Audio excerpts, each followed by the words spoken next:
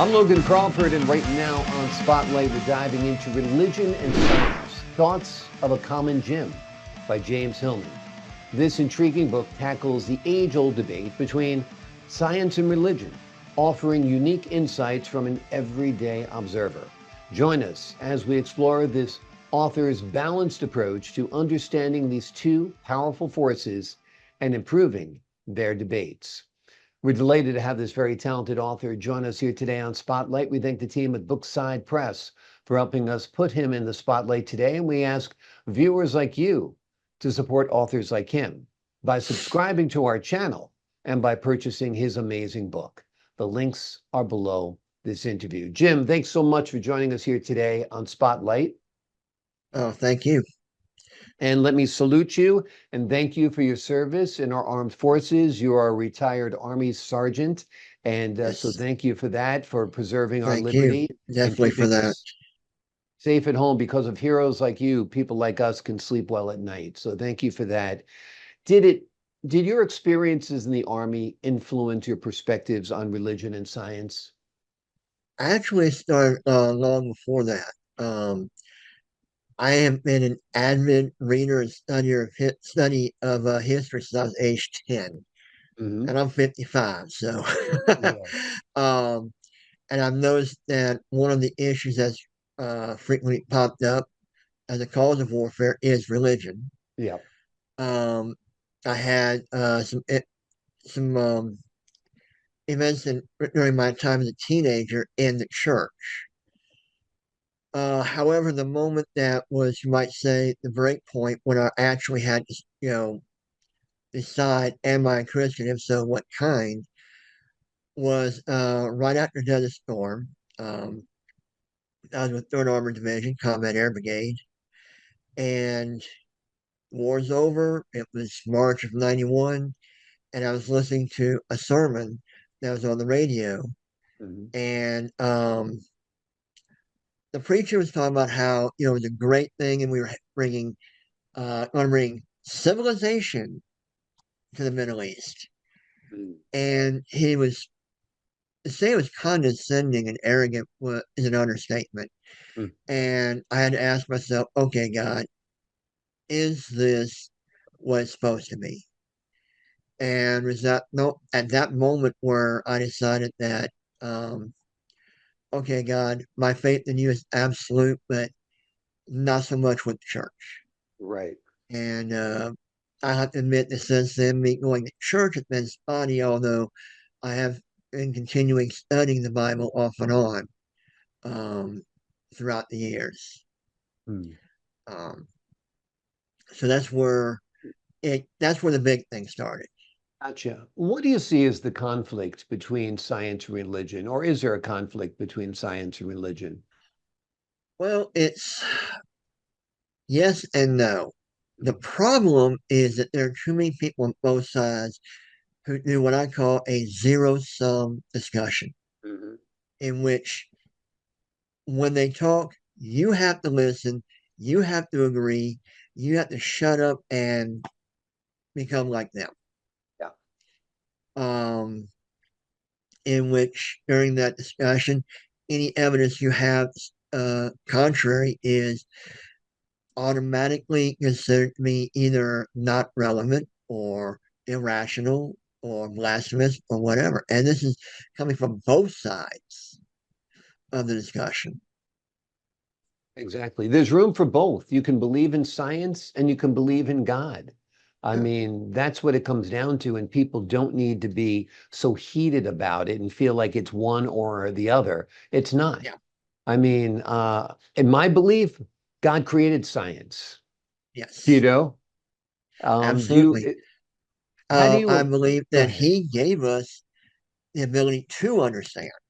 Exactly. Okay. I think the big hiccup is first chapter of Genesis.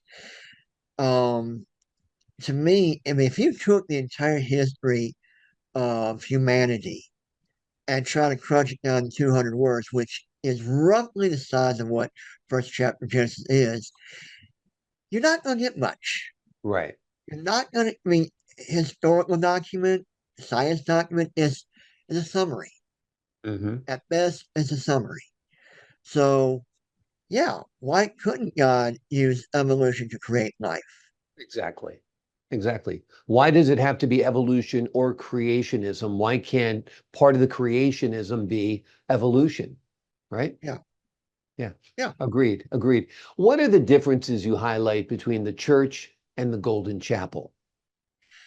The church, if you actually look at the Bible, we're supposed to be open minded about outsiders, Right. whereas the Golden Chapel is not. Right. The Inquisition is a good example of the Golden Chapel. Hmm. Um, with the Golden Chapel, it's all about domination, or it's about looking good in the eyes of society. Um, I actually have what I call the seven types of Christians. The first type is, in the book, I call it the religious type. For them, um, is about using religion to dominate and control others. They don't break the law, but they will bend it, they will twist it to justify their actions. Yeah. The second type is what I call the legalistics. For them, it's all about the law. Hmm. Um, they forget about the one who wrote the law. You then have the socialites. For them, it's going to the right church, having the right job, wearing the right clothing, having the right Hmm. car, so forth. You then have the Sunday Christian. On Sunday, they're a Christian. Wednesday night, they're a Christian. Otherwise, forget it. Right. You then have what I call the cattle Christian. If you ask them, why do you go to church? They'll say, well, my parents, they went to church. My grandparents went to church. My spouse goes to church. My neighbor goes to church. And so that's why they go to church. They Like it's a have no community reason, no center, not purpose. something religious. Yeah. And then you have the sixth type, which for us, it's about um, doing the right thing because it's the right thing to do, not because there's a reward or because there's a punishment, but it literally is about how you treat outsiders. Mhm. And then you have the seventh one. Well, this one, I'll admit, the evidence is a little flimsy. Um, but in both Daniel and Revelations, there's a passage where it talks about end of time. Um, God will gather the people together, split them in two groups. Mm. First group, he'll say, when I was hungry, you gave food to eat. When I was thirsty, you gave me something to drink. When I was cold, you gave me clothing to wear. Mm. And some of them will look at him and go, who are you? I've Right. never seen you before. And he'll Right. say, when you did this for others, you did this for me. Yeah. And so I also believe that there are people who they follow God, even they don't know who he is, because the first five is drowning out the sixth one. Yeah. Exactly. Exactly.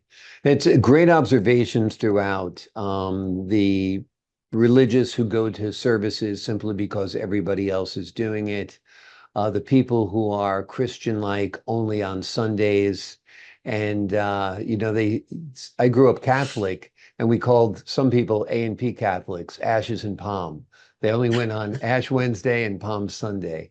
So those are the A&P Catholics. But yeah, you have to keep God, you have to keep Christ in your heart all year, every day, and live his way. Before we leave you today, what do you hope the folks at home get from your book? What do you hope the takeaway is? Well, what I hope they take away is that I hate to say it, but in every discussion, you're going to have trolls. You're going to have people Yep. who have to make discussion toxic.